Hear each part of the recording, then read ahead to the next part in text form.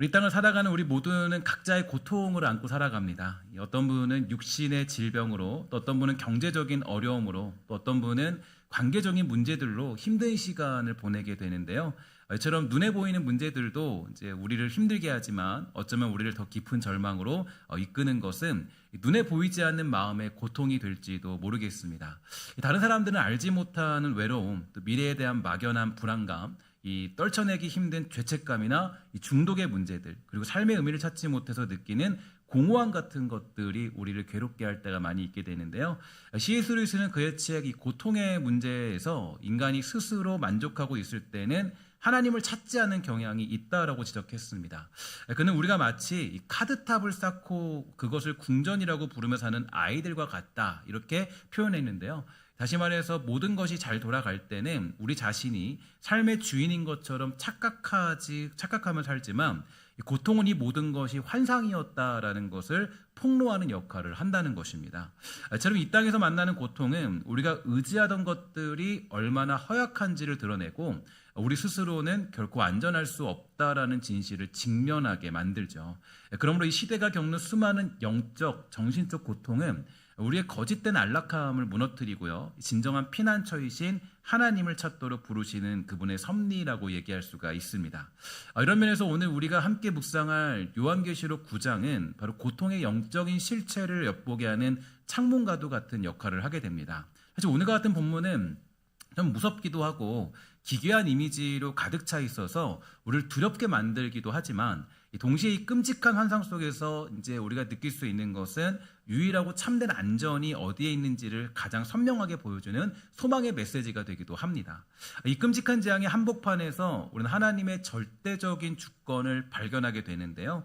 이 존 칼빈은 기독교 강요에서 하나님의 섭리가 우리가 상상하는 것 이상으로 모든 것을 다스린다라고 강조해 주었습니다. 심지어 사탄과 악인들의 활동조차도 하나님의 주권적인 통제 아래에 있다라고 보았는데, 칼빈에 따르면 하나님은 악의 창시자는 아니지만 그분은 자신의 공의로운 심판을 이루시기 위해서 악인들의 분노를 사용하시고 그들의 악한 계획에 재갈을 물리신다라고 선언하고 계시죠. 그는 이렇게 말했습니다. 사탄은 하나님의 권능과 뜻에 복종할 수밖에 없기 때문에 하나님의 허락 없이는 아무것도 할 수가 없다, 이렇게 가르쳐주고 있습니다. 즉 오늘 본문에 나타난 파괴자 아바돈의 활동은 하나님의 통제를 벗어난 우발적인 사건이 아니라 하나님의 주권 안에서 그분의 정하신 목적을 위해 제한적으로 사용되는 도구에 불과하다는 것입니다. 보통 그래서 우리가 이렇게 이제 어떤 그림이나 어떤 이미지를 보면은 하나님 대 사탄 이렇게 되는 게 있잖아요. 사실 그거는 우리에게 허용될 수 없는 이야기예요.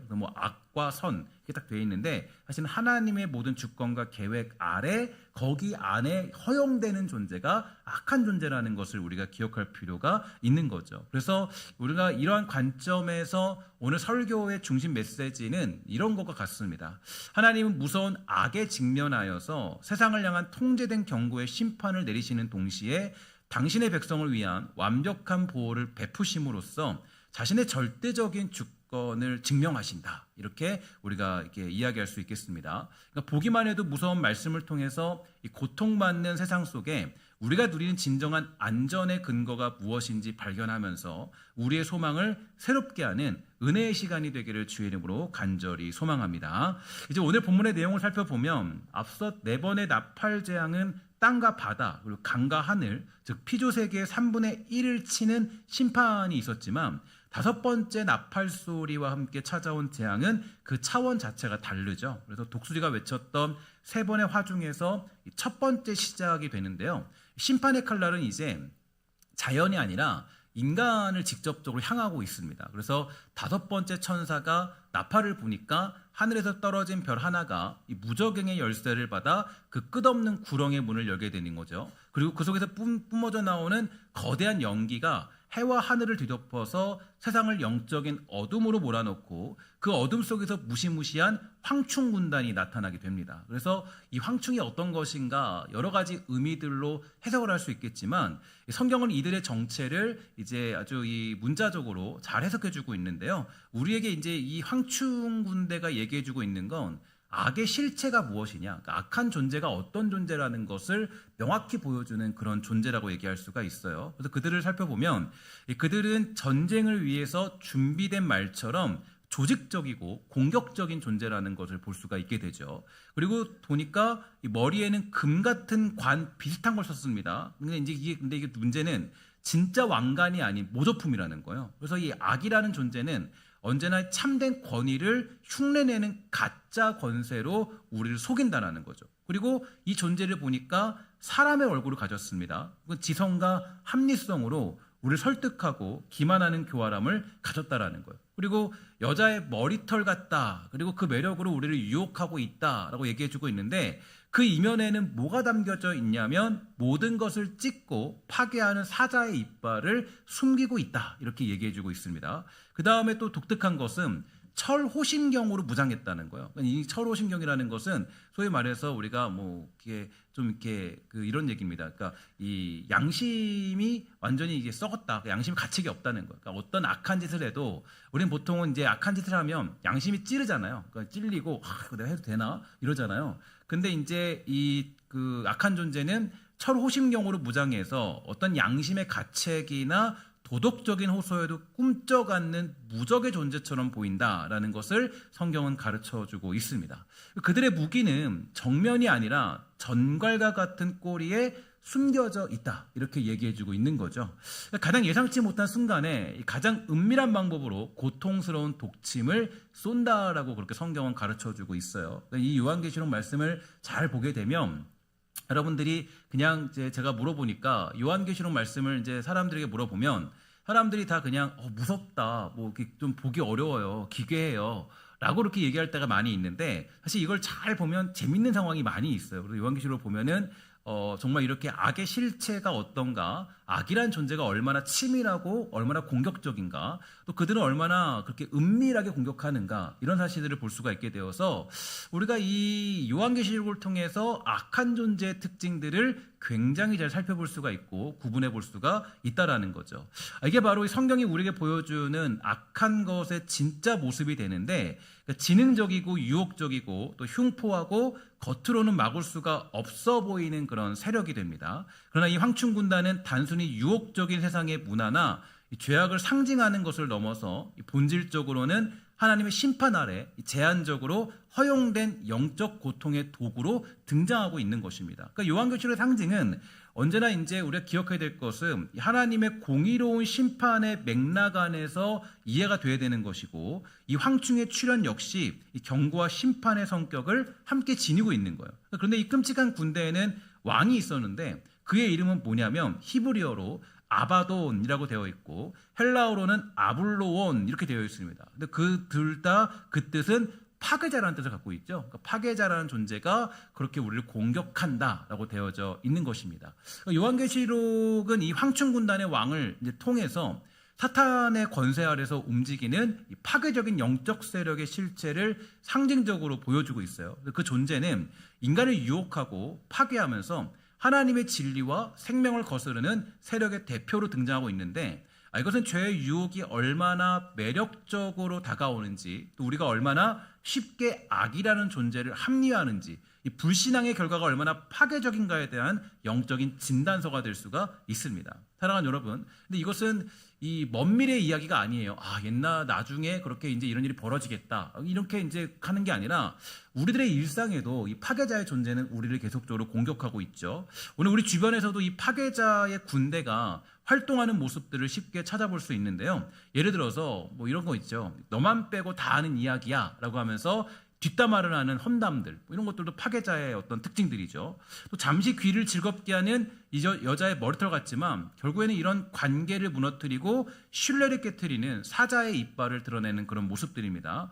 또 이번 한 번만이라는 생각으로 타협하는 작은 거짓말은 어떻습니까? 이 거짓말들은 당장의 위기를 모면하게 해주는 사람의 얼굴처럼 합리적으로 보이지만 그 끝에는 양심을 찌르고 더 큰 거짓을 낳는 전갈의 독침이 숨어져 있는 것이죠. 또는 스마트폰을 들고 다른 사람의 행복한 순간을 들여보는 건 어때요? 이거 되게 여러분 이렇게 만연해 있는데, 그러니까 이제 이게 사람들이 요즘에 보면 많은 사람들이 굉장히 비교감에 굉장히 이렇게 좀 이렇게 많이 이렇게 우울감을 느껴요. 근데 되게 보면 이제 그 스마트폰의 영향이 크죠. 그래서 비교하고 또 사람들이 자꾸 쾌락을 쫓아가는 이유가 어딨냐면 누군가의 잘된 모습만 보여요. 근데 이제 이게 사실은 인스타그램이나 어떤 페이스북 이런 것들이 다 보면은 이게 컬렉션이에요. 컬렉션. 인생에서 뭐 어디 여행 가는 거 뭐 매일 안 가잖아요. 근데 어떻게 보면은 누구 보면은 맨날 여행 가는 것 같고 누군가 정말 차를 맨날 사는 것 같아요. 뭐 집을 맨날 사는 것 같죠. 근데 그렇지 않죠. 다 인생에서 가장 중요한 순간에 컬렉션들이 다 있는 것들이 그런 SNS 같은 것들인데 그 SNS 같은 것들을 들여다 보면 우리가 어때요? 성경에도 이제 이런 어떤 시기심을 자극한 내용들이 있는데 그러니까 이제 여러분 그런 영적 위험에 빠진 경우가 있습니다. 뭐 예를 들어서 야곱의 아내 라헬을 기억하면 그녀는 남편의 사랑을 독차지했지만 자녀를 많이 낳은 언니 레아를 보면서 시기심에 사로잡혔습니다. 그러니까 이제 라헬은 이 자신이 가진 큰 축복에 감사하기보다는 자신이 갖지 못한 것을 이렇게 비교하고 고통스러워하다가 결국에 내게 자식을 낳게 하라. 그렇지 않으면 내가 죽겠노라. 이렇게 외치면서 그 비교에 빠져서 아무것도 할 수 없는 상황에 이르게 됩니다. 그럼 비교라는 것이 되게 위험한 게, 근데 우리가 비교하면 그때부터 굉장히 힘들어져요. 제가 예전에도 한번 그 말씀드렸듯이 제가 정말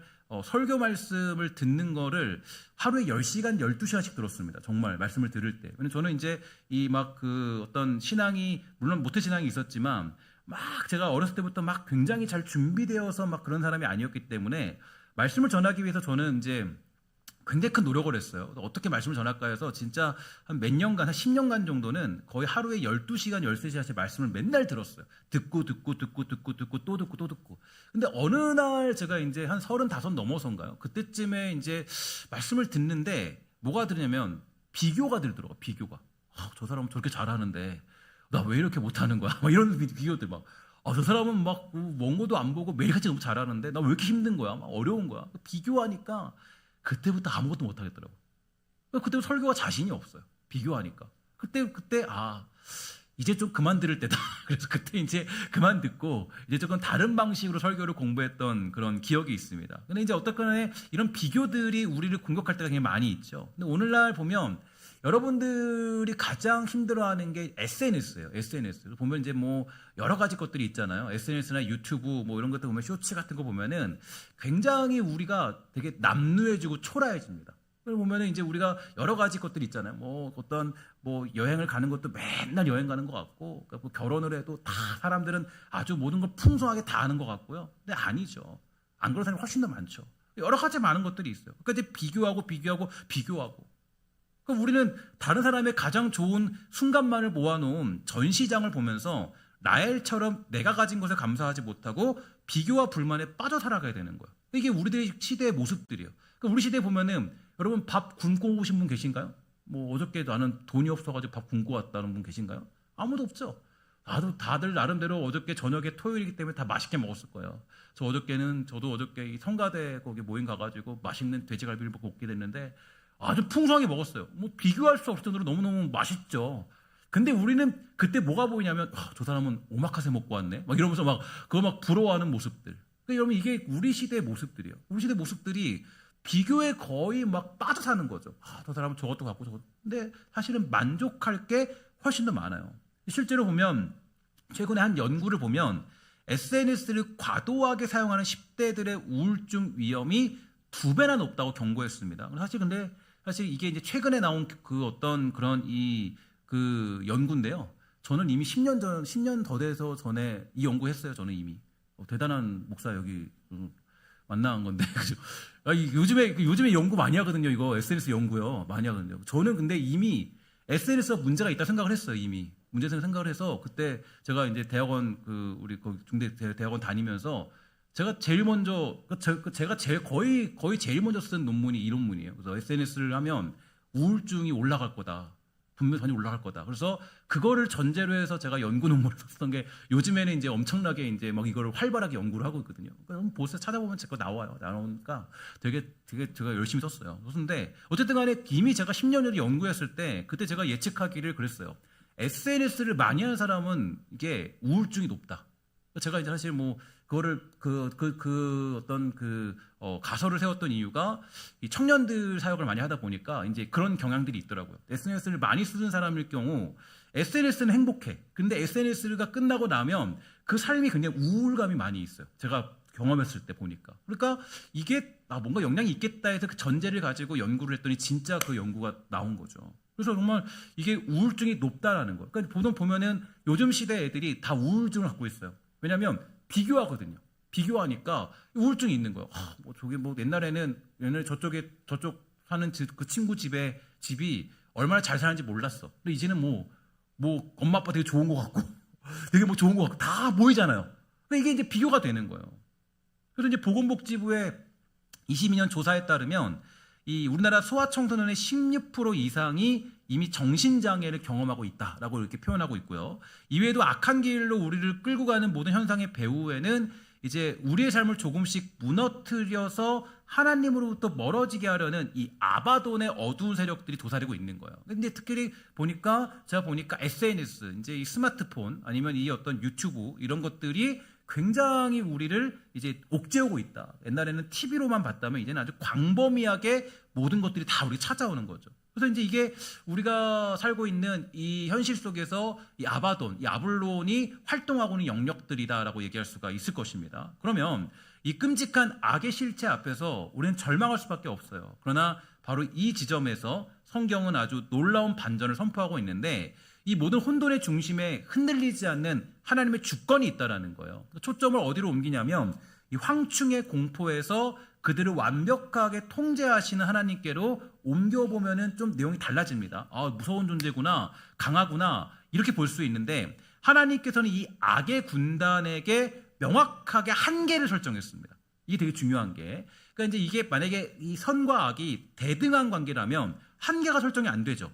왜냐면 이걸 서로 싸움하면서 막 이렇게 밀고 나가야 되는 거니까. 근데 하나님이 한계를 설정했다라는 것은 이 악에 대한 통치권도 누구에게 있다는 거예요? 하나님께 있다라는 거예요. 그러니까 이제 보면 이 악의 군단에게 명확한 한계를 설정해 놨는데 첫 번째로 열쇠는 하나님께 있다. 그러니까 무저갱은 사탄이 마음대로 여는 문이 아니었어요. 그러니까 내가 문 열어야겠구나 한 게 아니라 하나님의 주권적인 허락 안에서만 열리는 통제된 공간이다라는 것을 성경은 보여주고 있습니다. 그러니까 악의 활동조차도 하나님의 허용 아래 존재하고 있음을 성경은 나타내고 있는 것이죠. 두 번째로 공격 대상이 제한돼요. 4절을 보면 이렇게 되어 있어요. 땅의 풀이나 푸른 것이나 각종 수목은 해하지 말고 오직 이마에 하나님의 인침을 받지 아니한 사람들만 해야 된다라고 하면서 하나님이 이 인친 사람들에 대한 보호를 설정해주고 있습니다. 그러니까 오늘 말씀의 핵심인데 하나님의 소유된 백성, 그분의 인을 맞은 자녀들은 이 끔찍한 영적 고통에서 완벽하게 보호를 받게 됩니다. 그 다음에 세 번째 보니까 권세가 제한되죠. 그들은 사람들을 죽이지는 못하고 오직 괴롭게만 할 수 있다. 이렇게 되어져 있고요. 그다음 네 번째 보니까 시간이 제한되는 거예요. 그러니까 시간이 제한된다는 것은 정확히 5달이다 이렇게 얘기해주고 있습니다. 5달이라는 것이 꼭 어떤 날짜적인 의미보다는 하나님께서 시간과 기한을 제한하셨다. 그래서 이 모든 시간표가 다 하나님께 있다라는 것을 보여주고 있는 것입니다. 그래서 악의 통치에는 반드시 끝이 있다라는 거예요. 이게 의미하는 건 뭐냐면 악이라는 존재는 제멋대로 날뛰는 것이 아니라 하나님의 보이지 않는 손에 묶인 채 그분의 허락하신 범위 안에서만 움직이는 도구에 불과하다는 것이에요. 이것이 우리가 누리는 평강의 기초가 되는 겁니다. 그래서 우리가 누리는 평강은 내가 얼마나 강한가에 달려있지 않아요. 내가 왜 평강을 누릴 수 있느냐? 예수 믿고 교회 다니면서 신앙생활을 할 때 내가 평강을 누릴 수 있는 이유는 뭐냐면 우리를 붙드시는 하나님의 주권이 완전하기 때문이에요. 내가 무슨 일을 겪어도 내가 하나님의 주권과 하나님의 일하심과 그분의 어떤 그런 이 완전한 그런 어떤 주권 안에 섭리 안에 존재하고 있다라는 것을 우리가 알게 된다면 그럼 내가 이 평강을 누릴 수 있는 모든 근거가 여기에 담겨져 있는 거죠. 그리고 우리의 확신이 뭐냐? 확신은 환난이 없는 삶이 아니라 환난 가운데도 여전히 지키시는 하나님의 인치심에 있다라는 것을 성경이 분명히 해주고 있는 것이에요. 감리교회 창시자 존 웨슬리가요 6살 때 집에 큰 불이 나서 온 가족이 대피하게 됩니다. 근데 혼자 2층에 갇혀버린 거예요. 아버지가 절망하면서 무릎 꿇고 기도할 때 이웃 사람들이 서로 어깨를 밟고 올라가서 극적으로 그 웨슬리를 구하게 됐어요. 구하자마자 어떤 일이 생겼냐면은 지붕이 완전히 무너져 내린 거예요. 그러니까 훗날 웨슬리가 자신의 초상화를 이렇게 보면서 그 아래에다가 이렇게 썼다는 거예요. 이 사람이 바로 불 속에서 끄집어낸 타담한 나무 동강이가 아닌가, 이렇게 얘기했다는 거예요. 그러니까 뭐냐면 우리는 불 속에서 건져내심을 받은 자들이죠. 그러니까 우리는 이마에 하나님의 인치심을 받았기 때문에 우리가 구원을 얻은 것이지, 우리가 어떤 노력과 능력과 힘에 따라서 내가 구원을 받은 것이 아니라는 거예요. 그러므로 우리가 악한 자가 행하는 궁극적인 독침 따위를 두려워할 필요는 없다라고 성경은 강조해주고 있다라는 것입니다. 그래서 그러면 이제 이 말씀은 우리 각자에게 아주 이 개인적이고 긴급한 질문을 던지게 되는데요. 이 모든 끔찍한 환상은 결국에 인류를 가르는 단 하나의 선, 인침받은 자와 인침받지 않은 자의 구분을 드러내기 위함이라는 걸 볼 수가 있게 됩니다. 그러니까 이제 이게 왜 이제 심판이 있냐면, 심판을 통해서 뭐가 드러나는 거예요? 인침을 받은 자와 인침을 받지 않은 자가 드러나도록 하기 위한 하나님의 주권과 섭리 아래 이 악이라는 존재가 사용된 겁니다. 그러니까 이제 이 황충군단이 등장한 이유는 이 황충군단을 통해서 어떤 일이 벌어져요? 아, 이 사람은 인침받은 자구나, 이 사람은 인침받지 않은 자구나라는 것을 보게 되는 거예요. 우리가 이제 이 환란을 겪을 때 환란을 통한 걸 보면, 환란을 통해 그 환란을 겪어내는 걸 보면 이 사람이 온전히 예수를 믿고 있는지, 온전히 하나님을 섬기고 있는지, 신앙이 바른지 옳은지 이거를 판단할 수 있게 돼요. 그러니까 내가 마치 이 고난이라는 것은 리트머스 종이 같아서, 시험지 같아가지고 이게 딱 고난이 딱 오면, 고난이 왔을 때 정말 내가 인침받은 자로서 예수를 잘 믿고 있는 사람인지, 아니면 내가 예수를 그냥 겉으로만 믿고 있는 사람인지를 정확하게 알 수 있다는 거죠. 근데 황충군단이 등장하는 이유는 황충군단을 통해서 그런 어떤 구분을 해내기 위해서 하나님이 허용을 하셨다. 결국에는 이 모든 고난이 향하는 것은 구원받은 자들에게 주어지는 하나님의 그런 은혜 속에 그런 어떤 그것을 밝히 보여주는, 우리의 확신을 더해주는 그런 내용이다라고 얘기할 수가 있는 것입니다. 그러니까 여러분들은 우리가 정말 섬기는 왕이 누군지를 제대로 해야 돼요. 그러니까 내가 정말 내가 하나님 편에 서 있는가, 아니면 내가 하나님 편에 서 있는 척하고 있는가. 때로는 그런 사람들이 있어요. 내가 정말 하나님 편에 서 있는 척, 나는 거기서 들어가 있는 척. 아니죠. 명확히 하셔야 돼요. 명확히. 먼저 오늘 말씀을 통해서 하나님의 인침을 받지 않은 분들에게 권면하는 것은, 이 무서운 재앙은 단지 겁을 주기 위함이 아니에요. 이것은 하나님의 준엄한 자비가 됩니다. 이 고통은 영원한 멸망으로 달려가는 영혼들을 향한 하나님의 절박한 경고죠. 이 경고를 통해서 유일한 피난처이신 예수 그리스도의 십자가로 돌아오라고 외치시는 하나님의 사랑의 음성을 여러분 들으십시오. 지금이 바로 은혜 받을 만한 때고 구원의 날입니다. 장차 올 진노를 피하라는 주님의 초청에 응답하는 역사가 여러분들에게 있게 되기를 주의 이름으로 간절히 부탁을 드리겠습니다. 그리고 이미 하나님의 인침받은 성도 여러분들에게 도전합니다. 우리의 안전은 우리의 안락함을 위한 것이 아니에요. 우리는 파괴자에게 무방비로 노출된 이 땅 가운데 살아가고 있습니다. 자, 그러면 이미 인침받아서 내가 구원받았음을 확신하는 자들, 저는 고난이 와도 흔들리지 않습니다 라고 고백하는 자들, 여러분들의 사명은 무엇입니까? 과연 내가 왕의 편에 서 있다면, 나는 어떤 공격에도 쓰러지지 않는 자리에 서 있다면 여러분들의 사명은 어떤 것일까요? 그건 뭐냐면 어둠 속에서 빛의 전달자가 되고 소망 없는 자들에게 복음의 소망을 나누며 너무 늦기 전에 사람들을 그리스도라는 안전한 피난처로 부르는 거예요. 혹시 우리는 주객이 전도된 삶을 살고 있지 않나요? 나의 안위와 평안을 위해서 나를 구원하신 주인의 영광과 그분의 사랑하시는 잃어버린 영혼들을 외면하고 있지는 않습니까? 놀라운 사실이 하나 있는데, 이 9장의 뒷부분을 보면 20절과 21절에 나타나는데, 이토록 끔찍한 고통을 겪고도 사람들은 회개하지 않았다라고 얘기합니다. 그러니까 무슨 얘기냐면, 그러니까 우리에게는 굉장히 충격적인 사실이에요. 고통을 만나면 회개할 것 같고, 문제를 만나면 그게 회개할 것 같은데 회개로 이끌지는 못했다라는 거예요. 그러니까 고통이라는 도구 자체가, 이 문제라는 고통 자체가 이게 어떤 회개를 만들어내지 못한다라는 거예요. 그러니까 내가 문제를 만났다고 해서 다 회개하는 건 아니라는 거죠. 그러니까 고통을 만나서 회개하는 사람들은 누구냐 보니까 이제 이게 이유가 뭐냐면 죄의 뿌리는 그러니까 무지가 아니라 하나님을 향한 반역이기 때문이에요. 죄의 뿌리는 어떤 이런 것들이 때문에 회개라는 것은 우리의 결심으로 이루어지는 것이 아니라 하나님의 은혜로 주어지는 선물입니다. 근데 중요한 건 이 은혜로 주어지는 선물인데 이 회개가 맺혀지는 방법이 뭐냐면 우리를 통해서 우리가 복음을 전하여서 예수 그리스도를 전했을 때 그때 그 역사가 이루어진다라는 거예요. 그냥 이들이 갑자기 스스로 내가 정말 갑자기 내가 소위 말해서 어떤 사람이 있어요. 근데 이 사람이 갑자기 고통을 받아요. 고난이 있어요. 고난이 있어서 갑자기 내가 하나님이 인침받은 자니까 회개해야지, 교회 나가야지, 이런 마음은 없다라는 거예요. 이렇게 존재하지 않는, 성경은 이렇게 존재하지 않는다는 거예요. 그러니까 뭐냐면 이 인침을 받은 자들이 드러나고 회개하게 되는 그런 가장 중요한 방법이 뭐냐? 복음을 전했을 때, 복음이 전해졌을 때, 예수 믿는 걸 전하고 그 그리스도의 십자가 부활을 전했을 때 그때 그들이 예수를 믿게 되고 거기서 어떤 이 부활의 역사를 믿으면서 회개하는 그런 놀라운 역사가 일어나게 된다는 거예요. 그러니까 무슨 얘기냐면 우리가 복음을 전하는 일을 소홀히 할 수 없다는 거죠. 그러니까 복음 전하는 일을 소홀히 할 수 없다. 그러니까 내가 인침받았기 때문에 야, 뭐 알아서 되겠지, 뭐 알아서 그냥 저들도 그냥 구원 받겠지, 이런 경우는 없어요.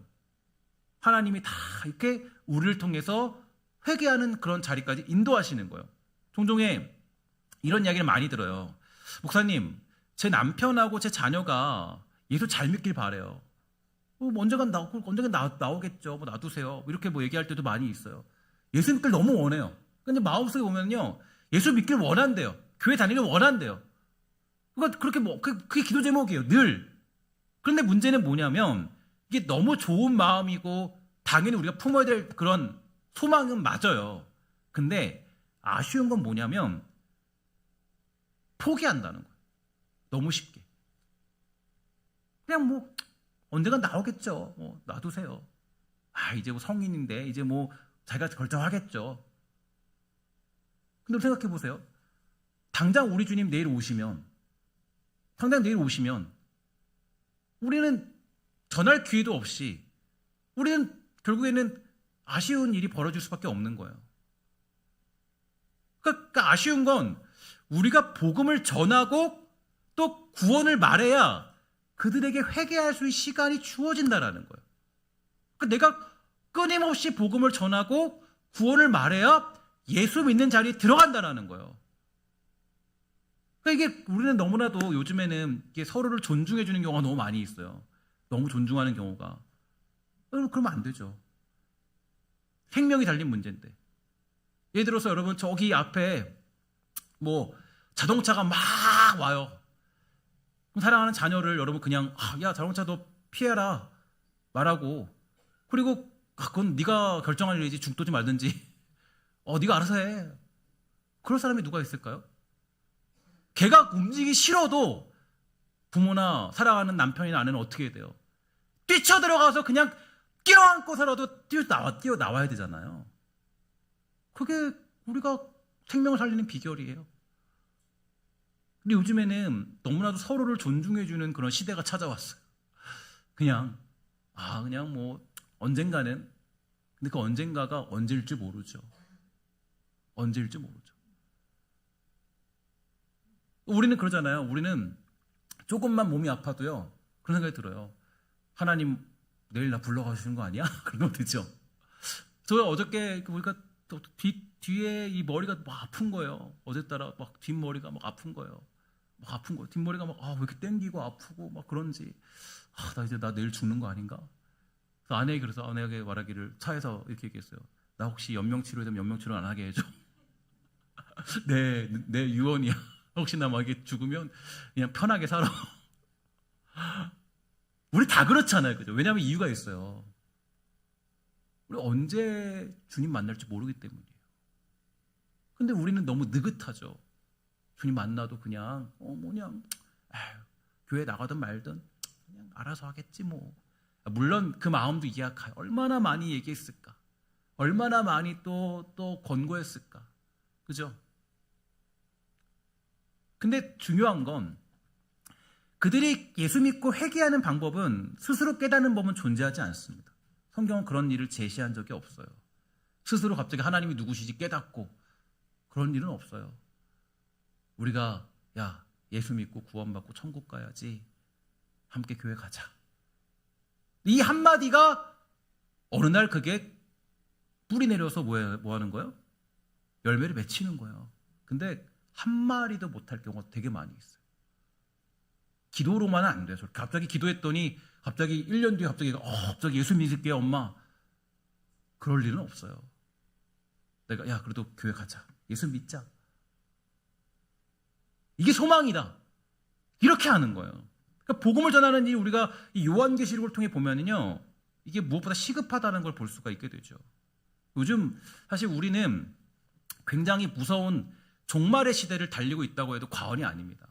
그러면 정말 최근에 저는 이제 그 AI의 활용법에 대해서 굉장히 많은 연구를 기울이고 있는데요. 나름대로의 그 업무나 또 일들을 통해서 이 대단한 프로그램을 활용하기 위해서 계속적으로 공부를 계속합니다. 공부를 계속해요. 왜냐하면 제가 생각하는 앞으로는 AI가 없으면 살아갈 수 없는 시대예요. 여러분들도 이제 공부하셔야 돼요. 우리 나이가 드셔도 공부하셔야 돼요. 키오스크에서 머물러 있으면 안 됩니다. 안 되고 열심히 AI 공부하셔야 돼요. 안 하시면은 이제 힘듭니다. 무슨 일을 하든 AI 없으면 절대 일을 못 할 거예요. 할 수가 없어요. 근데 제가 AI를 이렇게 활용하다 보니까 놀라운 게 있는데, 기술이요, 제가 진짜 기술을 낳는다고 기술이 이제는 여러분과 제가 상상하는 것 이상으로 이제 올라갔습니다. 진짜로.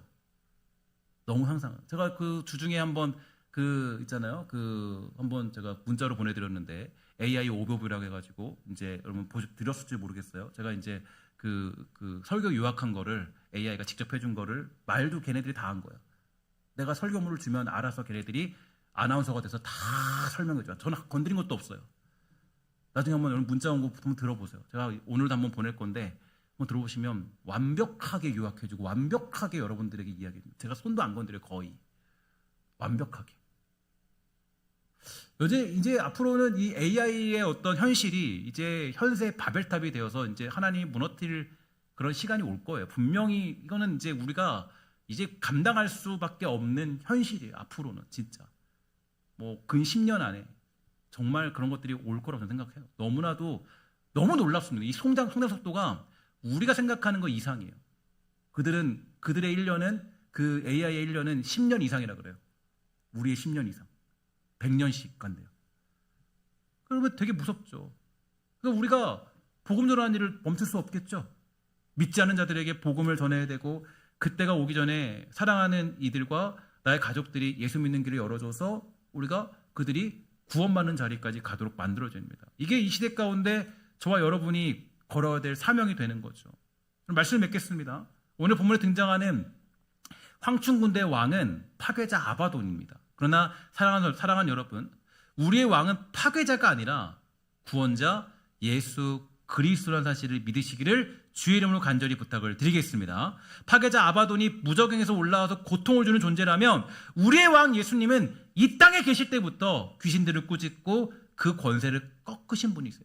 그분은 잠잠하고 그 사람에게서 나오라는 한마디 말씀으로 더러운 영들을 쫓아냈고, 제자들은 주여 주의 이름이면 귀신들도 우리에게 항복합니다 라고 고백했습니다. 우리의 왕은 파괴자가 아니라 십자가로 모든 통치자들과 권세자들을 무력하여서 이기신 승리자가 되시는 줄 믿습니다. 결국 파괴자는 영원한 불못에 던져질 것이고, 우리의 구원자께서는 영원히 다스리는 역사가 일어나게 되는 줄 믿습니다. 우리 앞에 놓인 질문은 단 하나예요. 당신의 왕은 누구입니까? 당신은 누구의 나라에 속해 있습니까? 이 시간 아직 주님을 왕으로 모시지 않은 분이 계시다면, 혹시라도 있다면 파괴자의 나라에서 구원자의 나라로 옮겨지기를 결단하십시오. 그리고 이미 인침받은 우리 모두는 우리의 왕 되신 예수 그리스도께 충성을 다하며 그분의 나라를 위해 살아가는 신실한 백성 되기를 주의 이름으로 간절히 축원합니다. 특히 오늘도 악한 자는 계속적으로 여러분의 가정과 삶을 파괴시키기 위하여서 매우 전략적이고 조직적이고 은밀하게 공격합니다. 그 배후에 존재하고 있는 악한 존재를 오늘 승리자이신 예수 그리스도의 이름으로 대적하십시오. 여러분의 가정과 삶 속에서 주님의 승리가 임할 수 있도록 기도하십시오. 주님의 평강과 기쁨이 이루어지게 되는 역사가 오늘 여러분의 삶 가운데 임하게 되는 줄 믿습니다. 기도하겠습니다.